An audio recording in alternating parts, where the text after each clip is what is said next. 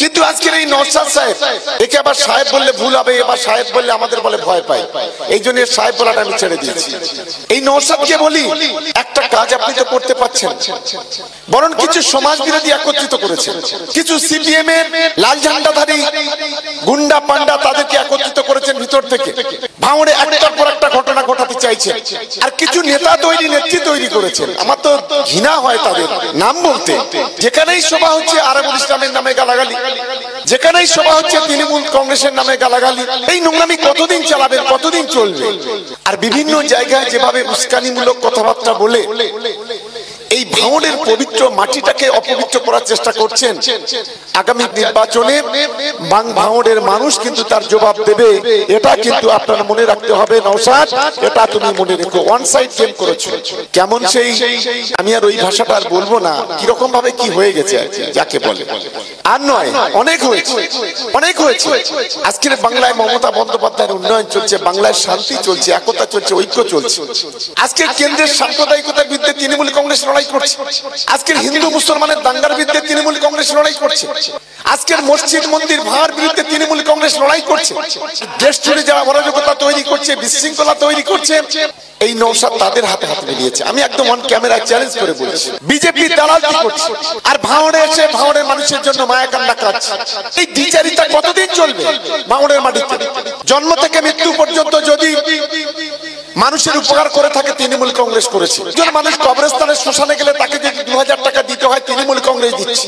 একটা বাচ্চা যদি জন্মায় তাকে তার প্রথম মা যদি হয় 5000 টাকা যদি দেওয়ার, সেটা তৃণমূল কংগ্রেস দিচ্ছে। আজকে কিছু মানুষকে ভুল বুঝিয়ে ভাওতা দিয়ে প্রতারণা করে, ওই আরাবুল্লাহ বলছিল ছাগল চোর, খৈনিখোর, পাত্তাখোর কিছু আছে, তাদেরকে সামনে দিয়ে এই ভাঙড়ের পরিবেশটাকে আজকে নষ্ট করতে চাইছে। আমি ভাঙড়ের শুভবুদ্ধি সম্পন্ন মানুষ, এখানে শিক্ষিত যুব সমাজের ছেলেরা আছে, প্রতি হাতে হাতে অ্যান্ড্রয়েড ফোন, সারা পৃথিবী হাতের মুঠোয়। আমরা সকাল হলে মোবাইল খুলে দেখতে পারি ছেলেরা মেয়েরা সবাই, যে সারা পৃথিবী বা সারা রাজ্য জুড়ে সারা দেশ জুড়ে কি হচ্ছে। আমি তাদের বাস্তবতার সঙ্গে বিবেচনা করতে বলবো। যারা ধর্মকে সামনে রেখে ধর্মকে বিক্রি করে রাজনীতি করে, আমরা ধিক্কার জানাই, আমরা ঘৃণা করি।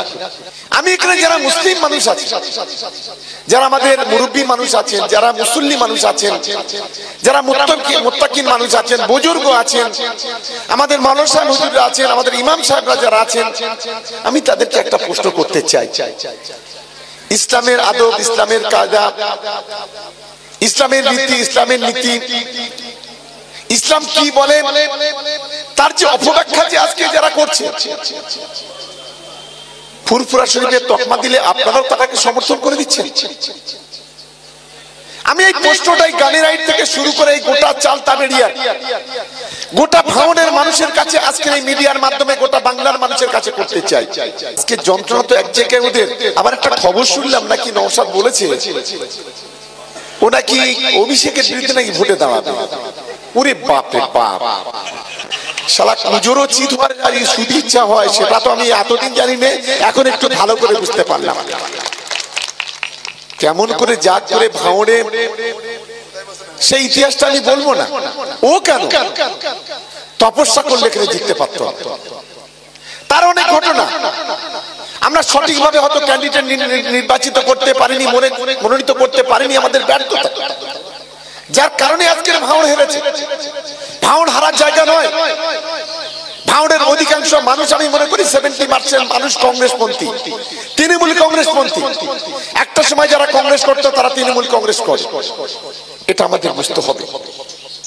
এখানে সংখ্যালঘু মানুষ যারা আছে তাদেরকে জিজ্ঞাসা করুন তো, যে বিজেপির হাতে এখনো গুজরাটের রক্তের দাগ লেগে আছে, যে বিজেপির হাতে 1992 সালে বাবরি মসজিদ ভাঙার দাগটা কতটা লেগে আছে, যে বিজেপির হাতে গত 1 বছর আগে দিল্লি বর্ডারে গ্রামের পর গ্রাম জ্বালিয়ে দেওয়া হয়েছে, পুড়িয়ে দেওয়া হয়েছে, যে বিজেপির নেতৃত্বে গুজরাট থেকে মধ্যপ্রদেশ থেকে উত্তরপ্রদেশ সর্বোচ্চ এখনো পর্যন্ত সংখ্যালঘুরা প্রতিদিন অত্যাচারিত হচ্ছে। আজকে সেই বিজেপি বিধায়কদের যদি নওশাদ কোলাকুলি করে, তাহলে এর মানে কি? এটা কি আমাদের কারোর বুঝতে বাকি থাকে? আমরা হোয়াটসঅ্যাপে, ফেসবুকে, টুইটারে আমরা সব জায়গায় আমরা দেখেছি। আজকের মমতা বন্দ্যোপাধ্যায়ের নেতৃত্বে যেদিন থেকে বাংলায় তিনি ক্ষমতায় এসেছেন, গোটা বাংলায় যাতে প্রত্যেকটি মানুষের যাতে সামাজিক উন্নয়ন, রাজনৈতিক উন্নয়ন, ধর্মীয়গত যে উন্নয়ন, সেই উন্নয়নটা যাতে হয় সেই চেষ্টা তারা করেছেন।